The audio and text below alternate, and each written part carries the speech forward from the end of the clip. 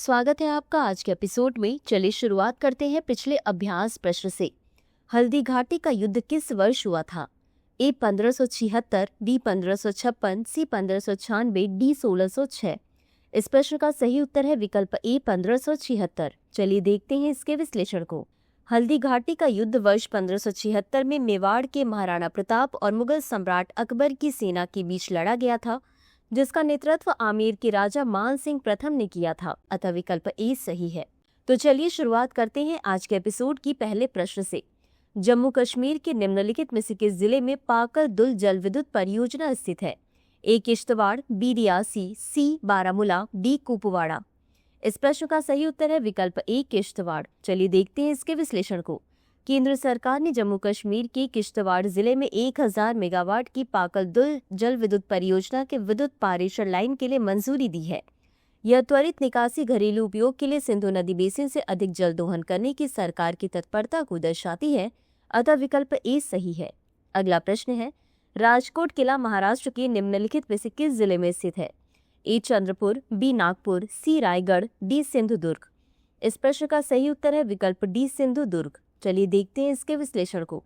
राजकोट किला महाराष्ट्र के सिंधुदुर्ग जिले में स्थित है। छत्रपति शिवाजी महाराज ने अपने तटीय रक्षा रणनीति के तहत महाराष्ट्र के मालवन में वर्ष 1664 और 1667 के बीच राजकोट किले का निर्माण कराया था। यह किला तटीय व्यापार मार्गों की सुरक्षा के लिए एक महत्वपूर्ण सैन्य चौकी के रूप में कार्य करता था और इसे व्यापक सिंधुदुर्ग किला परिसर में एकीकृत किया गया था।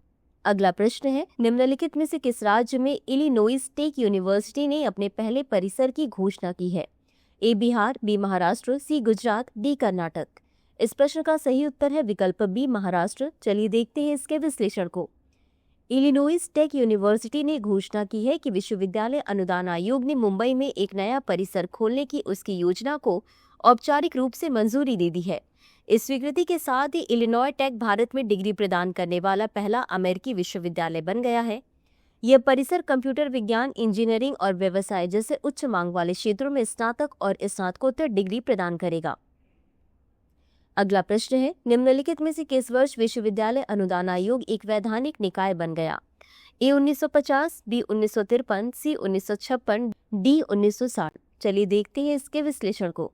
वर्ष 1952 में केंद्र सरकार ने केंद्रीय विश्वविद्यालयों और उच्च शिक्षा संस्थानों के लिए अनुदान की देखरेख के लिए विश्वविद्यालय अनुदान आयोग को नामित किया। इसका औपचारिक उद्घाटन मौलाना अबुल कलाम आजाद ने वर्ष 1953 में किया और यह वर्ष 1956 में एक वैधानिक निकाय बन गया। यूजीसी का मुख्यालय नई दिल्ली में स्थित है। अतः विकल्प सी सही है। अगला प्रश्न है, पारसनाथ पहाड़ियों को निम्नलिखित में से किस वर्ष एक पारिस्थितिक संवेदनशील क्षेत्र घोषित किया गया था? ए 2015, बी 2019, सी 2021, डी 2023। इस प्रश्न का सही उत्तर है विकल्प बी 2019। चलिए देखते हैं इसके विश्लेषण को। पारसनाथ पहाड़ियां झारखंड की गिरिडीह जिले में स्थित पहाड़ियों की एक श्रृंखला है। सबसे ऊंची चोटी 1350 मीटर ऊंची है। यह जैनियों के लिए सबसे महत्वपूर्ण तीर्थस्थलों में से एक है और वे इसे समेत शिखर कहते हैं। इस पहाड़ी का नाम 23वें तीर्थंकर पारसनाथ के नाम पर रखा गया है। अगला प्रश्न है, एआई प्रज्ञा कार्यक्रम के तहत कितने युवाओं को प्रशिक्षण देने का लक्ष्य है? ए 3 लाख, बी 5 लाख, सी 10 लाख, डी 20 लाख। इस प्रश्न का सही उत्तर है विकल्प सी 10 लाख। चलिए देखते हैं इसके विश्लेषण को। एआई प्रज्ञा कार्यक्रम का मुख्य उद्देश्य उत्तर प्रदेश को कृत्रिम बुद्धिमत्ता और डिजिटल तकनीकों के क्षेत्र में नेतृत्वकारी राज्य के रूप में स्थापित करना है। इस कार्यक्रम के अंतर्गत 10 लाख युवाओं को AI, machine learning, data analytics और साइबर सुरक्षा जैसी अत्याधुनिक तकनीकों में प्रशिक्षण और प्रमाण पत्र प्रदान किया जाएगा। इस पहल से प्रदेश में एआई आधारित स्टार्टअप को बढ़ावा मिलेगा, रोजगार के अवसर बढ़ेंगे और डिजिटली दक्ष कार्यबल का निर्माण होगा। अगला प्रश्न है, कृषक उपहार योजना किस राज्य सरकार द्वारा प्रारंभ की गई है? ए उत्तर प्रदेश, बी मध्य प्रदेश, सी गुजरात, डी राजस्थान। इस प्रश्न का सही उत्तर है विकल्प डी राजस्थान। चलिए देखते हैं इसके विश्लेषण को। राजस्थान सरकार द्वारा कृषक उपहार योजना के तहत राज्य स्तरीय ऑनलाइन लॉटरी का आयोजन किया गया, जिसमें किसानों को लाखों रुपए के पुरस्कार वितरित किए गए। इस योजना के माध्यम से किसानों को ई नाम पोर्टल और ई पेमेंट के माध्यम से अपने कृषि उत्पादों की बिक्री करने और भुगतान प्राप्त करने के लिए प्रोत्साहित किया जा रहा है। इससे किसानों को अपनी उपज का अधिकतम लाभ मिल सकेगा और बिचौलियों की भूमिका कम होगी, जिससे वे सीधे उपभोक्ताओं से अपनी उपज बेच सकेंगे। अगला प्रश्न है, बाणसागर बांध किस नदी पर स्थित है? ए सोन, बी नर्मदा, सी यमुना, डी तापी। इस प्रश्न का सही उत्तर है विकल्प ए सोन। चलिए देखते हैं इसके विश्लेषण को। बाणसागर बांध मध्य प्रदेश के रीवा जिले में सोन नदी पर स्थित है। यह एक बहुउद्देशीय परियोजना है जिसका उद्देश्य सिंचाई, जल विद्युत उत्पादन और जल आपूर्ति सुनिश्चित करना है, अतः विकल्प ए सही है। तो चलिए अंत में देख लेते हैं आज के अभ्यास प्रश्न को।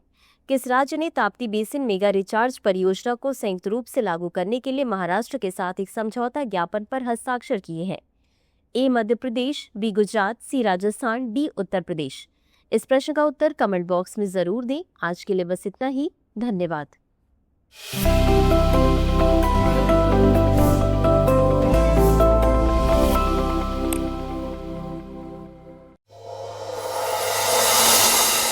डियर व्यूअर्स, अपने एग्जाम की तैयारी को और बेहतर करने के लिए हमारे चैनल को लाइक, शेयर और सब्सक्राइब करना न भूलें।